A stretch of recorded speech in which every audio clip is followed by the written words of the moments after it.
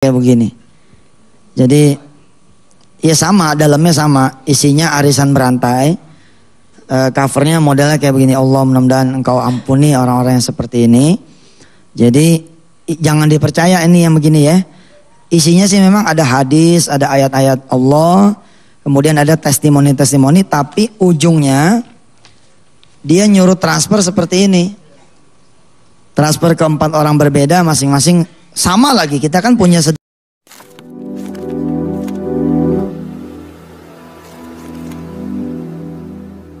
Assalamualaikum warahmatullahi wabarakatuh. Welcome back to my channel Detektif Dik. Ya teman-teman, kita masih ngebahas tentang hubungan JM dengan Mas Mono di tahun-tahun itu ya 2010 sampai ya itu kemudian muncul di 2011. Nah, ini sebenarnya sangat berkaitan dengan pola yang dibangun Yusuf Mansur ketika dia mengumpulkan sedekah dan membangun bisnis ya. Saya katakan dua-duanya berlaku karena konsep yang dibangun Yusuf Mansur dalam ceramah dan konsep yang dibangun Mas Mono dalam ceramah itu yang ngebahas tentang dua itu, tentang dia membanggakan bisnisnya dan tentang membanggakan sedekahnya. Nah, ini tergambar dari video-video yang dimunculkan ya teman-teman, atau yang direkam atau yang sekarang sudah diupload ya. Tapi diuploadnya berbeda tahun karena mungkin waktu itu YouTube itu ya belum semarak sekarang. Nah, tapi ditandai dengan tanggal karena ada caption tanggalnya di sana ya teman-teman. Nah, kita akan membahas sebagian sambungannya video yang kemarin dan beberapa yang menurut saya itu berkaitan dengan cara Yusuf Mansur mengumpulkan uang tersebut gitu, dan kondisi pada saat itu sebenarnya ini mungkin berkaitan ya teman-teman. Teman-teman, kita lihat dulu videonya. Yuk, check it out. Ini nampaknya selebaran ini semakin lama semakin hebat covernya. Ini ada lagi nih covernya baru, modelnya kayak begini. Jadi ya sama, dalamnya sama, isinya arisan berantai. Covernya modelnya kayak begini. Allah, mudah-mudahan engkau ampuni orang-orang yang seperti ini. Jadi jangan dipercaya ini yang begini ya. Isinya sih memang ada hadis, ada ayat-ayat Allah, kemudian ada testimoni-testimoni, tapi ujungnya dia nyuruh transfer seperti ini. Transfer ke 4 orang berbeda, masing-masing sama lagi. Kita kan punya sedekah 20.000 per bulan. Mereka juga pakainya 20.000 sebulan. Saya punya multi level marketing namanya Miracle. Mereka sama juga pakainya Miracle. Allahu Akbar. Ya, saudara-saudara, nanti kalau ketemu yang seperti ini langsung masukkan ke tong sampah saja. Ya, itu ibu-ibu di sana juga ada yang bawa. Coba diangkat. Enggak, diangkat aja, diangkat.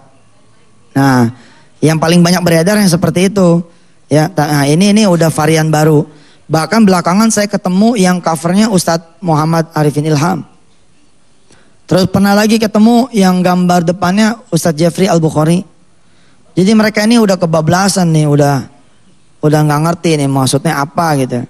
Sementara kita lapor ke polisi pun memang belum, karena 1 dan 2 hal. Ya sudah, biarlah Allah yang mengizinkan itu beredar, Allah juga yang mengizinkan itu nanti berhenti. Tauhid kepada Allah Subhanahu wa taala. Jadi saya ingin membantu mereka untuk mempermudah umroh dan haji. Satu sisi bahwa sedekah itu terang-terangan boleh, diem-diem juga boleh. Yang nggak boleh adalah diem-diem tidak sedekah. Mantap. Masih mending diem-diem, terang-terangan tidak sedekah.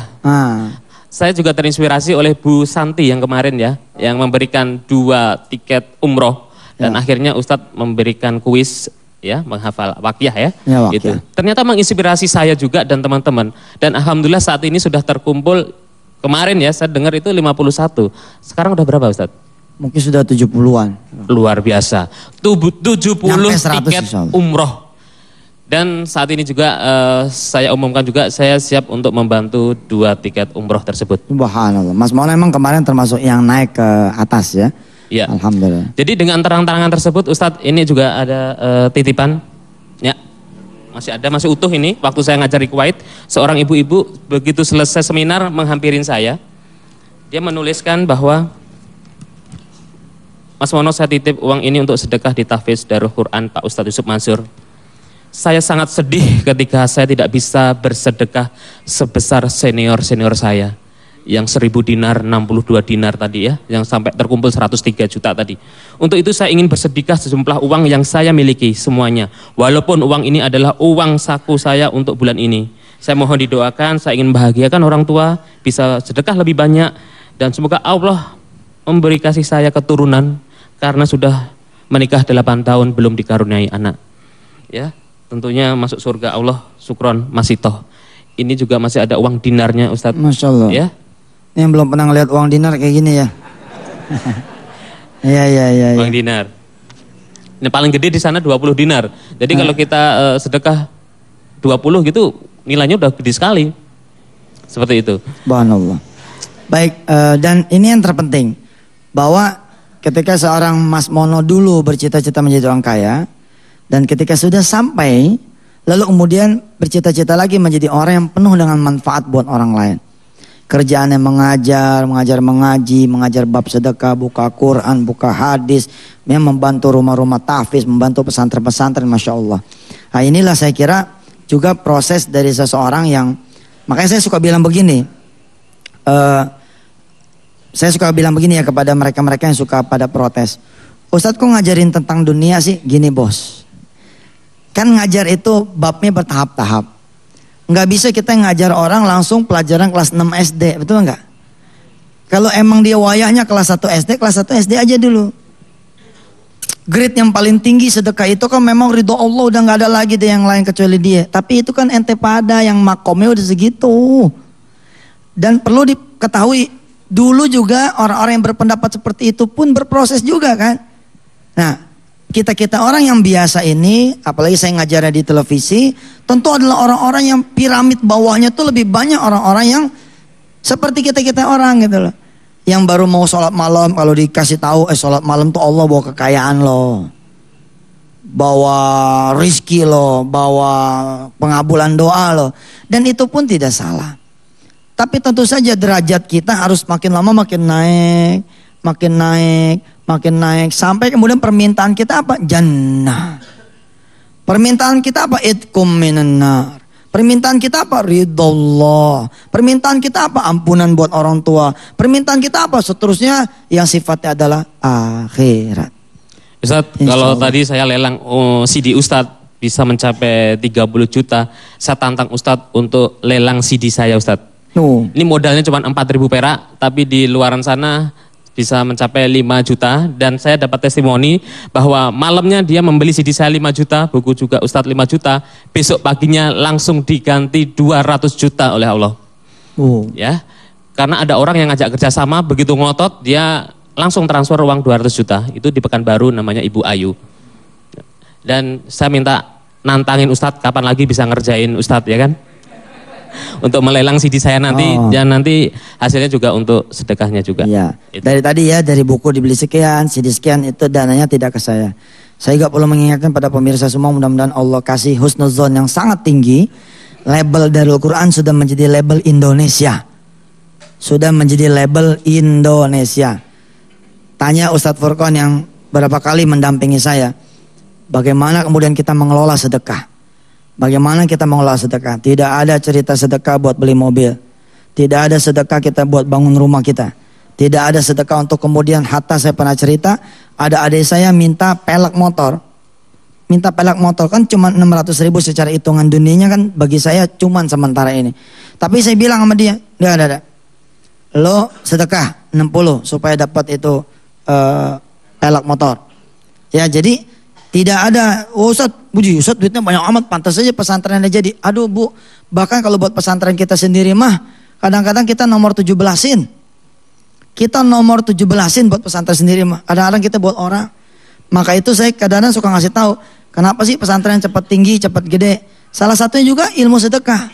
Ada orang nganterin semen 10 sak.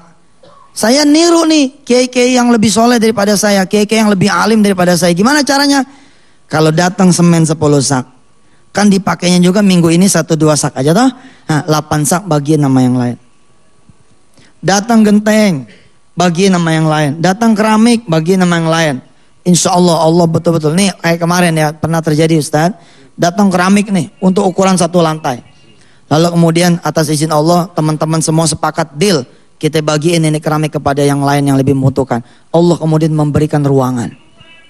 Karena waktunya sudah tidak memungkinkan. Ya. Ini bagaimana kalau CD ini kemudian kita kemas yang bagus. Boleh. Kita kemudian sekaligus jual lewat ya. Jadi yang ada dulu mungkin dilelang. Acara-acara baik kita lelang ini. Siapa nanti yang mau ngambil CD ini dengan harga paling tinggi, kita sedekahkan di jalan Allah. Oke, itu teman-teman videonya. Nah, teman-teman kan tahu ya kondisi 2010 di saat Yusuf Mansur itu sedang ada tekanan daripada masyarakat atau umat yang berinvestasi di batubara. Mereka masih meminta nih di tahun 2011 ini, mereka masih ada yang ngotot gitu ya, masih ada yang ngotot pengen dikembalikan uangnya gitu. Dan itu saya dengar dari cerita-ceritanya, dan nanti saya juga akan mencoba bertanya, berdiskusi kepada ya Pak Jenny mungkin atau siapa perwakilannya tentang kondisi di tahun 2010 sampai 2011, 2012 gitu, kondisi selanjutnya teman-teman, atau mungkin bahkan sebelumnya ya teman-teman. Nah, kita melihat di sana ada Yusuf Mansur bilang arisan berantai. Nah, saya masih ingat ya teman-teman, di tahun 2011 itu saya masih ingat itu di sore hari atau misalkan menjelang maghrib itu ya, itu ada saudara yang cukup dekat itu menawarkan selebaran yang kayak arisan berantai gitu ya. Sebenarnya itu money game teman-teman. Dan itu ada foto Yusuf Mansur di sana, di kopi ya, bentuknya fotokopi. Nah, cuma yang paling menarik ya, di luar bahasan hadis apa yang disebutkan, yang paling menarik adalah saya menemukan di sana ada nomor rekening Yusuf Mansur juga. Nah, terus kemudian itu kan rame ya teman-teman. Saya mendengar itu ramai sekali di media, di TV, sampai Yusuf Mansur ditanya apakah benar ini model yang dibangun sama Yusuf Mansur ini termasuk yang arisan berantai ini. Dan akhirnya Yusuf Mansur mengklarifikasi mungkin di sana ya, di ceramah dia, bahwasanya ada orang yang dalam tanda kutip menyalahgunakan itu. Nah, yang paling menarik adalah Yusuf Mansur kan bilang dia tidak melaporkan karena ada 1-2 hal gitu ya. Pertanyaannya adalah kenapa nggak melaporkan gitu ya? Karena kan kalau misalkan itu nama baiknya dicemarkan, itu kan otomatis karena ini berkaitan dengan uang banyak yang sudah ditransfer mungkin sama orang, itu kan berbahaya kalau misalkan banyak orang yang ketipu. Kenapa dia nggak melaporkan? Kan aneh ya, kan itu bisa dilacak nomor rekeningnya. Gitu ya teman-teman. Jadi kan gampang nih. Oh, ini yang nerima nih awalnya dari sini nih. Itu kan perbankan mudah sekali melacak. Tapi kenapa nggak melaporkan? Nah, itu pertanyaan. Apakah memang itu orang lain yang melakukan atau Yusuf Mansur sendiri yang melakukan? Gitu ya teman-teman. Nah, kalau dia alasannya ada 1-2 hal, 1-2 halnya apa? Apakah memang itu utusan Yusuf Mansur yang bikin atau Yusuf Mansur sendiri? Karena ada tekanan orang-orang yang meminta pengembalian modal ya dari investasi batubara, baik mungkin dari jamaah Darussalam atau mungkin ada pihak lain yang berinvestasi di batubara itu. Karena rasa-rasanya aneh kalau misalkan cuma sebuah investasi cuma ditaruhkan di satu tempat, itu aneh gitu ya teman-teman. Gitu ya, maksud saya aneh kok nggak melaporkan gitu ya. Kenapa kok nggak melaporkan? Jangan-jangan ini mainan dia sendiri gitu ya. Nah, kemudian dia juga bikin MLM Miracle yang akhirnya boncos sekarang, nggak tahu bagaimana, dan ujung-ujungnya masyarakat yang membeli itu bagaimana? Ya, walaupun masyarakat nggak melaporkan kan, tetap saja mungkin ada kerugian di sana. Dan pada saat itu Yusuf Mansur sedang giat-giatnya mencari sumber-sumber dana itu ya teman-teman. Nah, soal umroh gratis ini yang disinggung sama Mas Mon itu bersinggungan dengan, mungkin nanti saya akan bahas videonya di video berikutnya, karena ini mungkin ada sambungannya di masa-masa yang akan datang atau di masa-masa yang kemarin sudah kita lewati itu ya, di mana ada Pak Matiji di sana.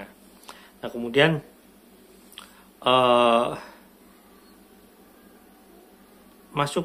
masuk lelang CD misalkan, itu kayak misalkan ya kayak orang yang Pak Alawi itu melelang-lelang mungkin bekas roti makannya, atau lelang-lelang jubahnya atau apa.